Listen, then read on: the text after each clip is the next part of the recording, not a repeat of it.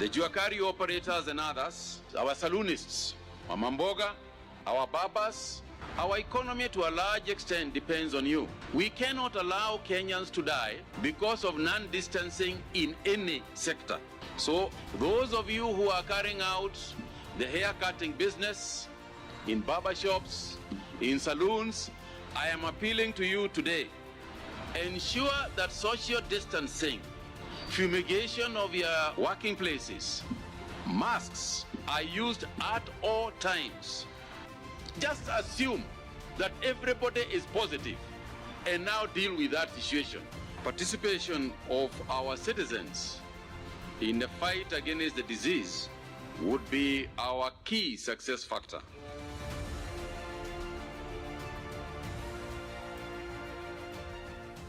This Wednesday on KBC Channel 1. I know you're dying to find out what's going on. So, how did it go? I see. Wacha kuwa mstubborn, sawa? Usiweri juu yangu. You are a terrible liar. Okay. I did want to know if you were okay. Pamela was concerned about you. I don't understand. Where's Elena? I don't know. She left. Monte Cristo took her to a midwife and the baby's dead now. Oh my God.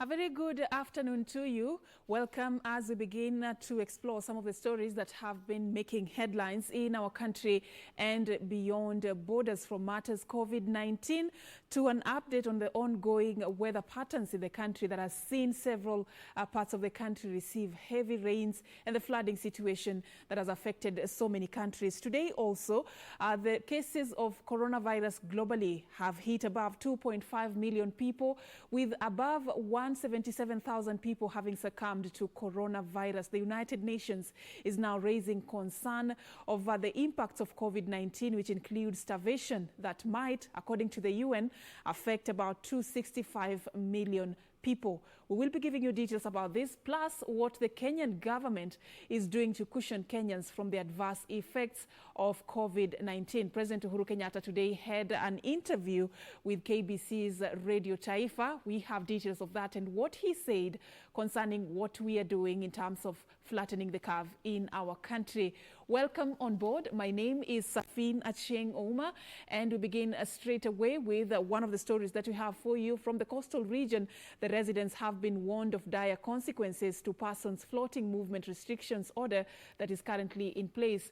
The Coastal Regional Commissioner John Elungata delivered the notice after numerous arrests of individuals attempting to sneak from counties placed on partial lockdown to curb the spread of coronavirus. According to the administrator, those engaging in illegal movement will not escape prosecution. Farah Yusuf begins our bulletin. Border riders operating along the Kilifi-Mombasa border have been warned not to be used as conduits to sneak people in and out of restricted areas. Coastal Regional Commissioner John Elungata says this illegal movement of people will heighten the spread of the coronavirus, which is quickly escalating in the region. He warns that those caught will be brought to justice. Tutamshika na tutampeleka quarantine kwa sababu inaonyesha yeye atakuwa anatembea ovyo bila kuzingatia maagizo ya Wizara ya Afya na pia maagizo ya serikali kutokana na janga hili. The administrator says movement contrary to the government decree in the region that is now a hotspot may lead to a crisis of unparalleled proportion. He, however, promised to facilitate movement of those offering the much-needed essential services. Yusuf Farah, Channel 1 News. Now, the ongoing rains continue to wreak havoc in many parts of the country as affected Kenyans plead for government intervention. In Kiambu, residents of Murera are pushing for the construction of a tunnel to divert flood waters that have been spilling into their homes.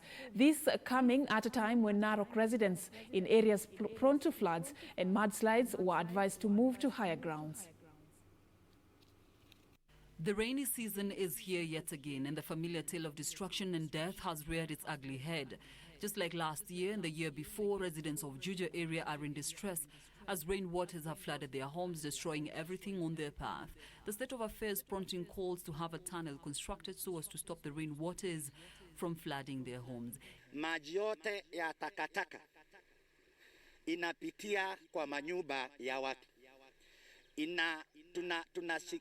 Tunaona shida kubwa na tunaogopa wakati huu italeta pengine magonjwa. In Trans Nzoia County, more than 2,000 residents of Namanjala location in Kwanza constituency are up in arms against a Chinese construction company which they blame for worsening flooding in the area. The construction company, which is laying bitumen in Mailikumi na Moje Road, is on the receiving end for allegedly demolishing a flooding barrier along Sabwani River Bridge, resulting in displacement. Wajenzi wamebomoa ukuta ambao ilikuwa inasuiliwa na maji kuingia kwa mapoma ya watu. Hata sasa watu wanalala barabarani. Vyakula vyote vimefunikwa na maji. Sasa hatuna vile tunaweza kusaidia watoto, kulala ni shida. Mama pia hata penye wanapata chakula ni shida. In Narok County, Area Governor Samuel Ole Tunai has called on residents living in Santa Clara in Narok East and Olemekenyu in Narok South, who are likely to experience mudslides due to the ongoing heavy rains, to evacuate and go to safer grounds. Tunai said that his government has implemented various interventions that help contain flash floods that have been experienced in the area. The governor spoke in his office when he received donations from a Nairobi-based Ishara Mara and MFI companies aimed at supporting the vulnerable people who have been affected by the COVID-19 disease since the first case was announced in Kenya. Kuna watu ambao wanaishi karibu na mlima kama upande ile ya Sintakara. Leo niliambiwa ya kwamba kutokana na mvua kuna uwezekano, kuna mahali hata imeanza kuporomoka. Hata upande ile ya Mekenyu pia na sehemu zingine. Mtu yote ambaye anaishi mahali iko mlima, tunaomba muhame muende mahali safe. And finally, the largest retail market in Gilgil town faces closure after it was flooded, paralyzing operations and leaving a trail of destruction. This came as over 200 traders operating in the market located inside Gilgil Stadium expressed fears of a disease outbreak due to the ongoing rains and collapsed drainage system in the town. The traders were incidentally relocated to the market by the county government 2 weeks ago as part of measures to fight the spread of COVID-19. The Irish traders have vowed that they will not pay the daily fee to the county government until the flooding crisis is addressed. Caroline Kamar reporting for Channel 1 Lunchtime News. Thank you, Caroline, for that. Now I want to take you to Mombasa. This is one of the areas that has been placed under partial lockdown, courtesy of the outbreak of coronavirus. A lot of attention has been at the Kenya Ports Authority. This is after it was confirmed that at least 7 people who are employees of the Mombasa port tested positive of COVID-19, 2 of them having succumbed. This week, there was the launch of the mass testing at the port of Mombasa, and a lot is happening right now. Now, joining us live is Junei Karisa, just to give us an update on what is happening in the coastal region. A very good afternoon, Junei. What can you tell us concerning the state of affairs in that region? Good afternoon, Serfine. Of course, Mombasa County to be in particular with the rising cases, but one county that has been able to regulate this, have not seen any new recent positive cases. confirmed is Kilifi County. And of course, we are speaking to the governor of this county to just tell us what are some of the measures that they have put in place to ensure that they have regulated the spread of this disease, Karibu sana, of this virus. Karibu sana. So today I understand you are visiting and doing benchmarking of some of the measures that your government has put in place so that to ensure that the residents are fully protected against this virus. So just tell us briefly, and going forward, what else have you put in mind? As a county government, we've put a lot of emphasis on preventive measures because we do understand that no amount of medical equipment can be able to effectively address this pandemic should it hit this county hard. And with that realization, then we decided, as we are handling the medical side of as we are equipping ourselves on the medical front, we put a lot of emphasis on the preventive aspect. And that's why we came up with a raft of preventive measures pretty early in the day and rolled out these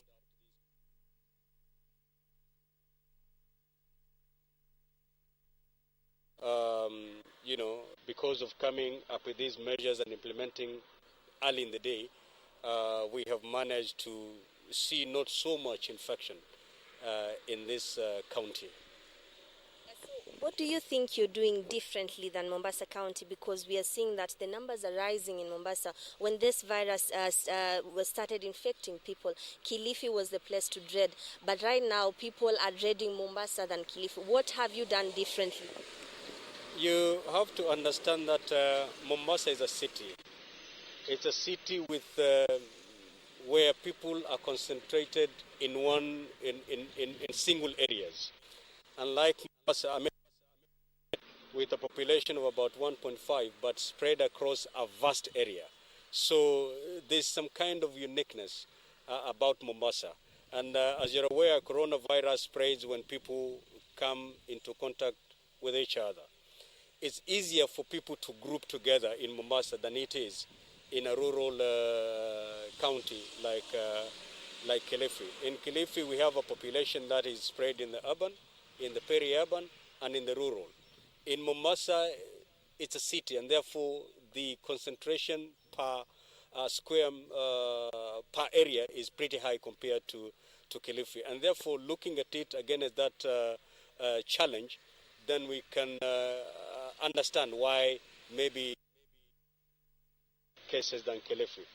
However, as a county, we did not just say because our population is spread apart, we relax our preventive measures. Remember, when the first case was announced in the country, we were the first who were bashing us, but ultimately they came to realize that that was the best thing to do, because the first thing we had to do is to discourage people from coming together. And if you tell people not to come together in huge gatherings, and again you leave the big factories that are bringing together many people open, then certainly you are tempting the very same people you've told them to stay at home to come out and look for a livelihood in this.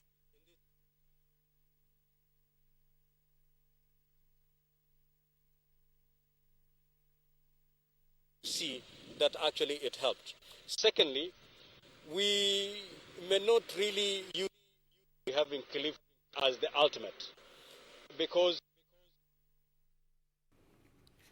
all right, that is Junaika Risa, who is having an interview with the Kilifi Governor Amasom Kingi, just talking about efforts that his county administration has put in place to curb the spread of coronavirus. This is one of the counties that was on the spotlight after the very initial cases of coronavirus began being reported in the country. A lot has been happening, and we'll be staying close to that particular region just to find out what is happening, even in the neighboring Mombasa County. Now, still mourn the stepped-up measures to flatten the curve. President Uhuru Kenyatta now says his administration has put in place elaborate mechanisms aimed at protecting Kenyans from the adverse effects of the deadly COVID-19 disease.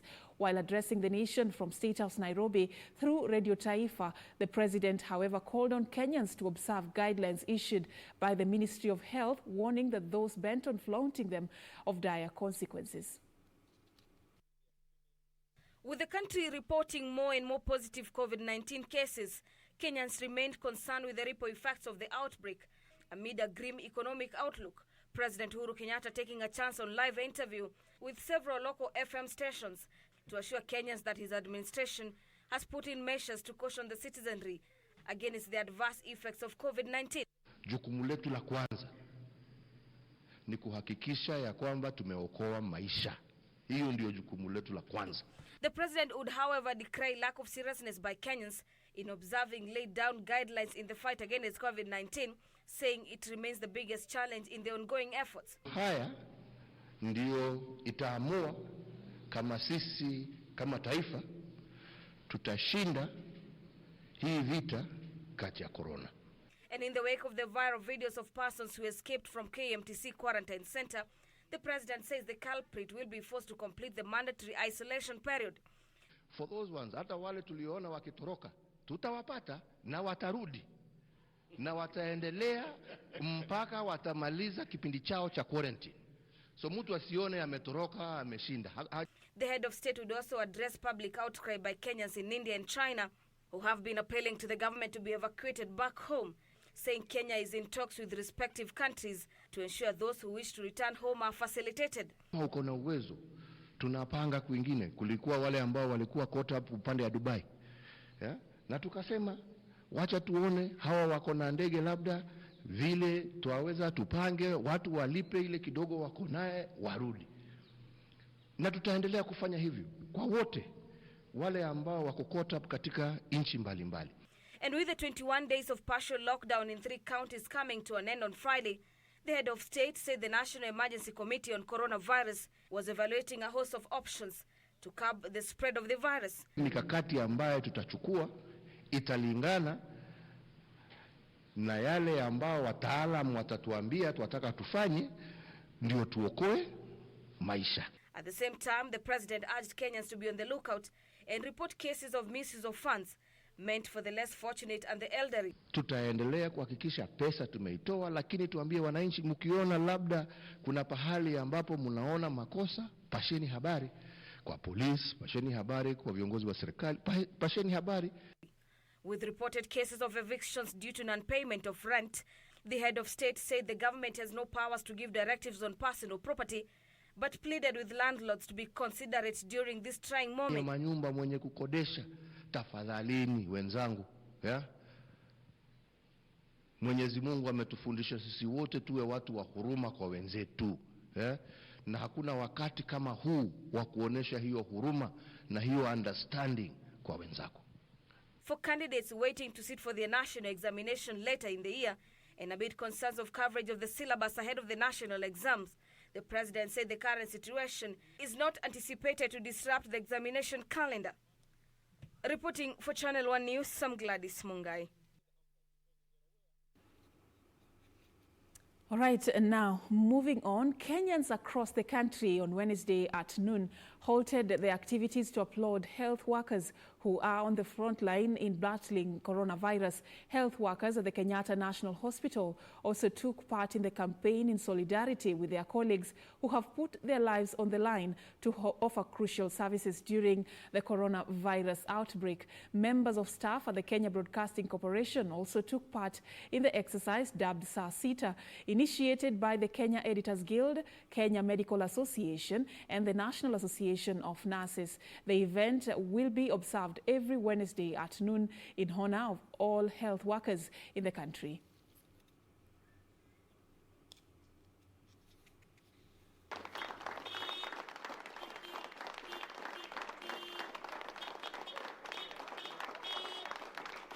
I also want to send a strong message to the public that this is not a war of the cabinet secretary. This is not a war of the president. This is not a war of the health workers. This is your war also. So adhere to the measures that have been given by the government. That is the only way we can flatten that graph. We are steadfast insofar as combating this disease is concerned. And we are going to do our best. We are already giving the sacrifice. And we are also urging the government, which we have done it day, night, day out, that give us the requisite personal protective equipment.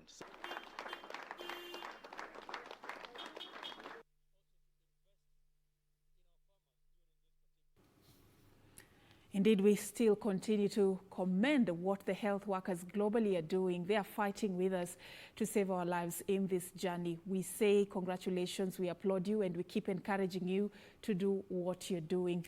Now, moving on, the national government plans to partner with the Nyumba Kumi initiative and security agencies along the Kenya-Uganda border in an effort to tame illegal access to either side of the border. Speaking during a tour of Busia border post, Interior and National Coordination Chief Administrative Secretary Hussein Dado said that there have been numerous reports that Ugandans have been illegally gaining entry into Kenya, posing a threat to the ongoing efforts to contain the spread of coronavirus.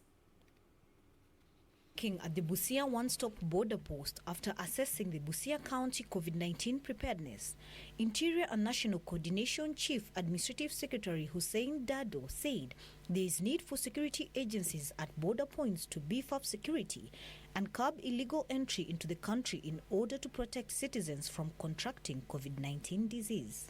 But the issue of foreigners, coming in, that one we are going to discourage it. And the multi-agency team is here. They are hearing me, and they should take that up very seriously through even Nyumba Kumi so that the neighbors can report on the other. Dado, who was accompanied by Busia Governor Sospita Ojamong and other area leaders, said the country has improved its testing capacity and can now examine many people suspected to have contracted the deadly virus. The way we are doing more than 1,000 cases a day, we will be able to go far. Dado also revealed that the government intends to kickstart mass testing of long-distance truck drivers coming to the country at a Alupe center as a way of controlling the spread of COVID-19. We are with the CIS Health, who had confirmed to us that plans are underway to rebuff the Alupe and possibly start testing truck drivers also who are coming into Kenya as a way of controlling coronavirus. For Channel 1 News, I am Emily K. Bade.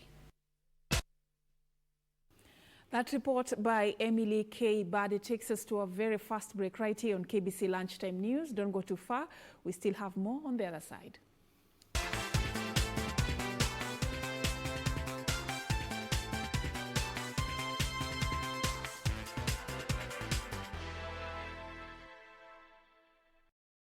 Next on Corner. You would think for once you wouldn't be on my case. I wouldn't be on your case if you learned to be more responsible. What is wrong with you? Get me to include women. You or younger ladies have a way of doing that. It would mean a lot of money for you. See, now you're speaking my language. Jemo, who did this to you? Jemo sare mabiana kufight mazi. Sitakuwezi. Wewe nilikusho nini? Tumia hasira yako. Hasira yako ndio nguvu yako.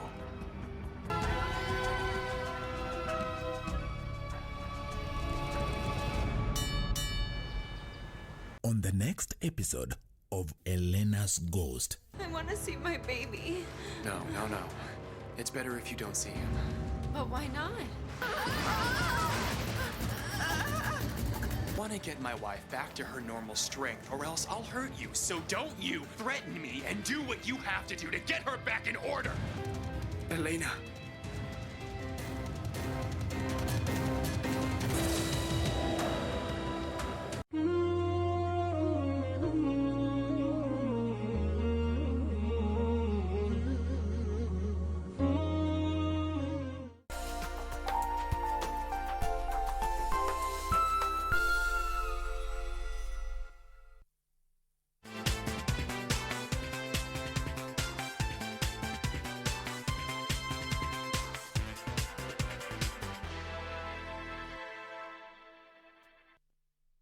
Thank you so much for staying with us. Let's continue exploring some of the stories we have for you. Now, in the wake of coronavirus pandemic, county governments are pulling all stops to seal possible loopholes to curb its spread. In northern Kenya, surveillance has been heightened as details of all commuters are recorded at all entry points to ensure no positive cases are imported. No one is allowed into respective counties without full disclosure of their names, identity card number, age and phone numbers. Here is Beatrice Gatonyengetich with more details. According to Isiolo County Governor Mohamed Kuti, all entrants to the region must have their health statuses checked before they are flagged in. Kuti noted that the decision was informed by the fact that the region is now one of the hotspots for the coronavirus. The challenge, according to the county chief, remains close social interactions between residents of the entire region. Hii ugonjwa sasa si ile inatoka ng'ambo. Hii ugonjwa sasa ni Mkenya anapatia Mkenya mwenzake.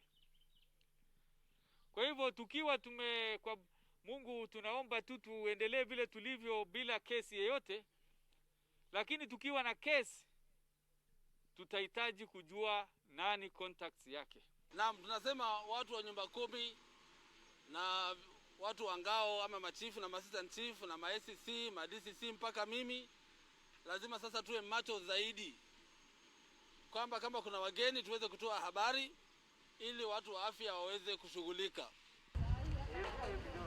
This coming as 4 people suspected to have come to close contact with patients who turned positive for COVID-19 in Ruaka area of Kiambaa in Kiambu County were transferred to an isolation center in Nairobi. According to authorities, all the tenants of the building where the suspects resided will remain indoors and under the police surveillance until direction clarity over their health status is ascertained. Meanwhile, hundreds of residents from Komodhai ward in the same county turned up to repair a section of the major Kiambu-Kibishoi road. The move comes 3 weeks after the locals launched an initiative to carry out COVID-19 awareness in the region. Tumejaribu msaada, ikaambia pesa mingi sana inachukuliwa na COVID-19. Serikali imedivert pesa mingi sana. Lakini sisi kama wenyeji hapa tumejitolea. Tuungane watoto, unaona kuna watoto huku kwa barabara, kuna wazazi wamekuja wote. And tunashukuru ile kazi tunafanya. Tumekuja hapa ili tujifanyie hii barabara. Kwa sababu hatuwezi tukangojea ati gari ianguke kama ingine ilianguka ikaenda na huku kwa mto na atungekaa hapa tuone gari zikienda. Elsewhere, police in Vumilia area Soy sub-county or Singishu County have nabbed over 1,000 liters of illicit brew during a crackdown aimed to fight the spread of coronavirus. The suspects were arrested during the operation that was led by police and chiefs in the area. Those arrested will be placed on a mandatory 14-day quarantine. Kama saizi wanauza chang'aa, watu wanatangamana kwa chang'aa, wanakunywa kikombe moja kwa chang'aa. Ni kumaanisha kwamba hawajali maisha ya watu wengine. Na hatujui kama wako na hiyo ugonjwa because bila wanakana watu wengine wanaweza kuwa naambukiza. Kwa hivyo tutapeleka quarantine for 14 days. Wapimwe hakisha kwamba hawana hiyo ugonjwa. Kama wako nao, tutapeleka hospitali. Kama watakuwa nao after 14 days tutawapeleka kotini wajibu mashtaka. And the Kenyan ambassador to Tanzania, Dan Kazungu, has donated relief food to starving residents of Kilifi County amid partial lockdown necessitated by COVID-19 pandemic. Kazungu sent his personal donations to the Kilifi County government for distribution to families affected.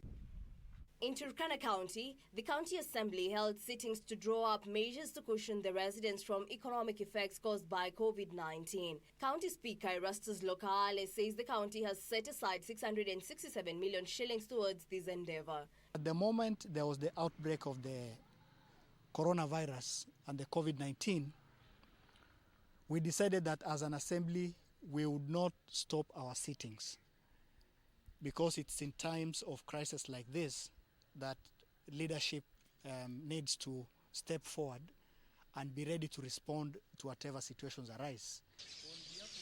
Migori Governor Okoth Obado has in the meantime appealed to well-wishers to donate funds and material support in renewed efforts to curb the spread of coronavirus barely a month after the county government allocated 40 million shillings to the fight. Obado says his administration will spearhead resource mobilization campaign to assist affected constituents.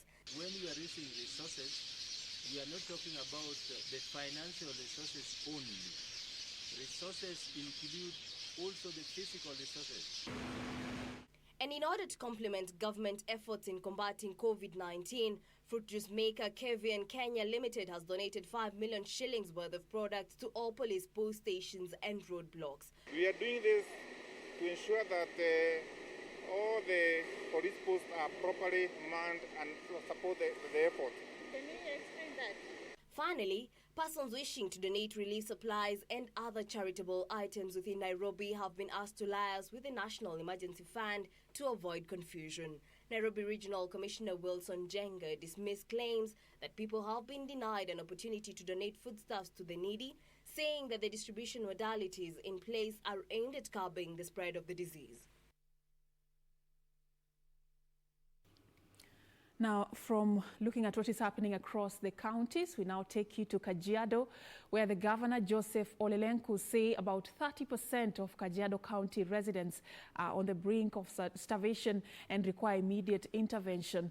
Lenku says the obtaining situation is now complicating the ongoing efforts to contain the spread of COVID-19 in an area where the threat of the disease remains high due to its proximity to the capital and the Namanga border point.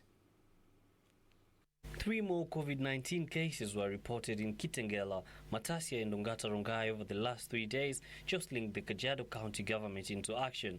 Speaking after distributing free face masks, hand sanitizers and water containers within Kajiado North Sub-County, Kajiado Governor Joseph Lenku said 30% of the total population, translating to 150,000 residents, are faced with starvation, urging the national government to fast-track relief food supply to the region. I want to confirm that already 30% of the county are going hungry, over 150,000 people. People who are dependent on daily casual employment. And this affects mostly the youth and the very old. So the relief would need to come now and now because really people are hungry, people are suffering. The county has put up quarantine centers in each of the 5 sub-counties. Each sub-county has isolation center, and we have set aside our quarantine centers ambayo inaweza akachukua zaidi ya watu 8,000. Ya pili, two, the provision of masks. We have now acquired reasonably sufficient masks to give in our congested marketplaces to our people. But our people are also educated and they understand the requirement in the prevention of this COVID-19. Kajiado West MP George Sunkinya, however, wants the national government to consider Kajiado satellite towns as hotspots and prioritize them when the mass screening begins. Serikali imulike sana eneo hili na hata usaidizi wingi iletwe hapa na itayarishwe kwa sababu kweli hapa iko hatarini sana.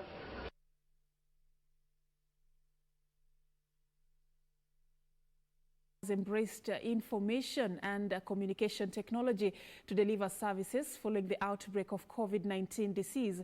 To ensure the wheels of justice do not grind to a halt, courts are allowing the filing of cases electronically and the hearing of parties through video links in efforts aimed at restricting human contact to curb the spread of the deadly disease. With the Chief Justice David Maraga ruling out the possibility of resuming open court sessions, citing the risk of transmission of the deadly coronavirus, courts are now embracing technology through virtual court sessions to deliver services. Malindi High Court Judge Ruben Nyakundi has been handling court cases since last week, both civil and criminal cases, including delivering judgments of appeal cases. Only matters certified as urgent are being heard virtually through Skype and Zoom, and orders sent to the applicants via email. Samson Gekanana, a senior lawyer from Malindi, said the use of technology was the way to go as it reduces the cost of transporting suspects from prisons to the courts. Court is spending very little time, and the resources that the government has to spend on ferrying these prisoners from prison to the court premises, the government is now saving on that end. Malindi High Court Judge Ruben Nyakundi said the move is part of ongoing reforms championed by the Chief Justice that seeks to transform the country's justice system. We're just also trying to look at failures and is very passionate about the ICT, about efficiency, about the timeliness of delivery of justice, is very passionate, and every time that is his rallying call. That really, how can we be able to really transform the institution by reducing waiting time?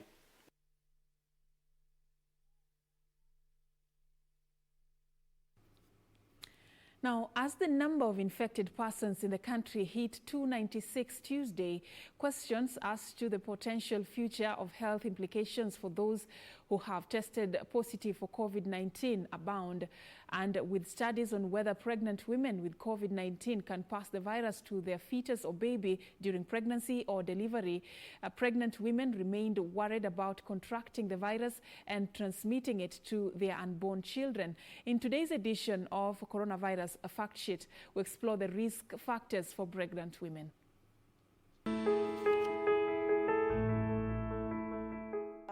A lot of questions have been asked on whether a mother can transmit the virus to the unborn child in her womb, and so far there has been no evidence of this. There's still some research ongoing, and the scientists will be able to tell us more definitively if this is actually happening. But to the best of our knowledge, there's no evidence that this newborn child can get coronavirus from the mother in the womb. However, mothers are a bit vulnerable to getting COVID-19 because when a mother is pregnant, this makes them have an element of lowered immunity. So they are more vulnerable. And so pregnant mothers are encouraged to stay at home, to work from home, and to avoid generally public places where they can be exposed to this virus.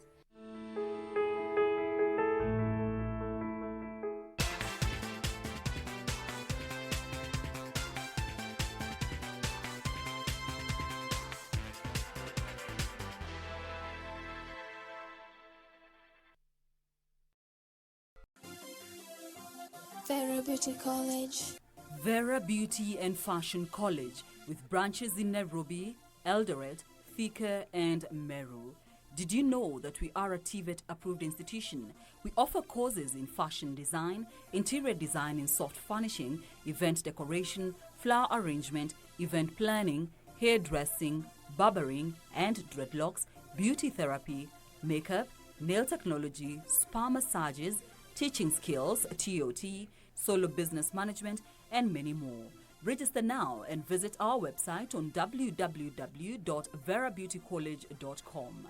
You can also call on 0725 923 550 Nairobi branch, 0728 087 689 Eldoret branch, 0722 22 7428 Thika branch, 0725 000 706 Meru branch. Vera Beauty and Fashion College, a TVET approved institution.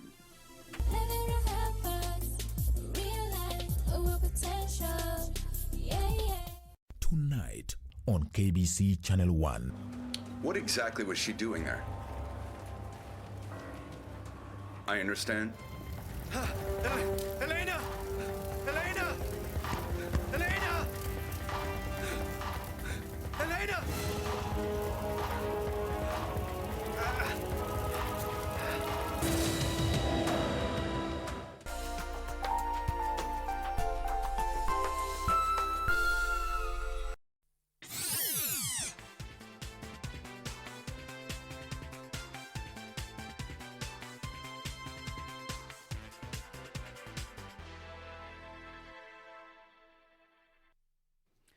Welcome back. As the world marks the 50th anniversary of Earth Day, most people across the globe remain concerned over the impact of climate change. A research conducted in 14 countries by Ipsos Group indicates that 71% of those polled globally agree that climate change is as serious a crisis just as COVID-19 outbreak. The revelations coming as the United Nations Secretary General Antonio Guterres challenged the world leaders to put in place climate actions on mitigation, adaptation and finance measures in efforts aimed at cushioning the globe amid the COVID-19 pandemic. Jackie Wambiru with the details. As countries around the globe strive to combat COVID-19 disease, a poll conducted by Ipsos Research Group has moved to amplify the challenge posed by climate change. The poll, conducted between April 16 to 19 this year in 14 countries, indicate that 71% of those polled agree that in the long term, climate change is as serious a crisis as COVID-19. The survey shows widespread support for government actions to prioritize climate change, with 68% globally saying their governments will be failing them if they don't act now to combat climate change. 65% of those polled support a green economic recovery for the COVID-19 crisis. Another Ipsos survey conducted online among over 20,000 adults across 29 countries between February 21st and March 6, 2020 finds that while climate change remains the most important environmental issue for citizens globally, citizens are more likely to say they plan to make changes to their own environmental behaviors than they were 6 years ago.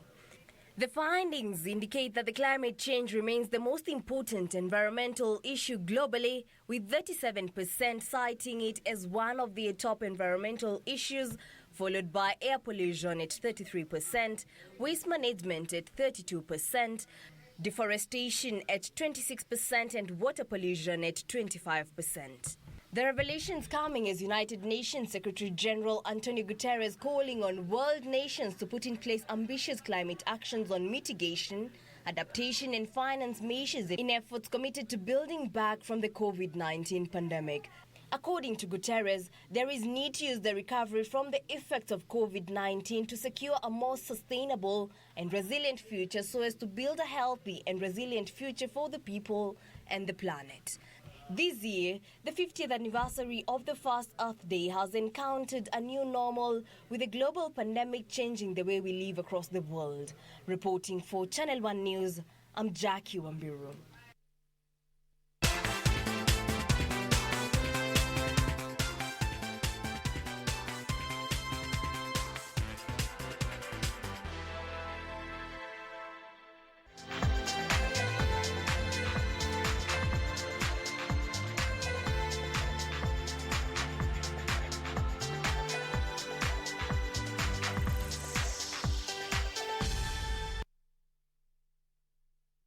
Time for us to focus on matters sports. To bring you news that the Dutch Football Association intends not to continue the Premier League